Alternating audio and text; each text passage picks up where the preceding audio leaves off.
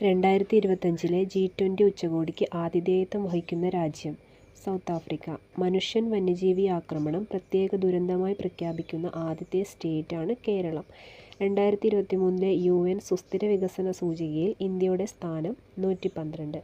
2024 മാർച്ചിൽ 100-ാം വാർഷികം ആഘോഷിച്ച കേരളത്തിലെ സത്യാഗ്രഹമാണ് വൈക്കം സത്യാഗ്രഹം.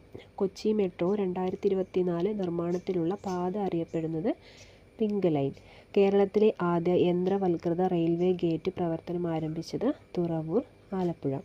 2023 സാഹിത്യത്തിനുള്ള 33-ാം സരസ്വതി സമ്മാൻ പുരസ്കാര ജേതാവാണ് പ്രഭാവർമ്മ.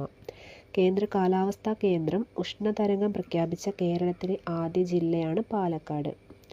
2023 മാതൃഭൂമി സാഹിത്യ പുരസ്കാര ജേതാവ് പോൾ സക്കറിയ. ഇന്ത്യൻ കപ്പലുകളുടെ സുരക്ഷയും സുരക്ഷിതത്വവും ഉറപ്പുവരുത്തുന്നതിനായി ഇന്ത്യൻ നാവികസേന ആരംഭിച്ച ഓപ്പറേഷനാണ് ഓപ്പറേഷൻ സങ്കൽപ്. അന്താരാഷ്ട്ര ഹോക്കി ഫെഡറേഷൻ്റെ അത്ലറ്റ്സ് കമ്മിറ്റി അധ്യക്ഷനാകുന്ന ആദ്യ ഇന്ത്യൻ താരം PR ശ്രീജേഷ്. 2025 UN കാലാവസ്ഥാ ഉച്ചകോടി വേദി ബ്രസീൽ. മഹാത്മാഗാന്ധി തൊഴിലുറപ്പ് പദ്ധതി. കേരളത്തിലെ പുതുക്കിയ വേതനം 346. ഏറ്റവും കൂടുതൽ വേതനമുള്ളത് ഹരിയാന 374.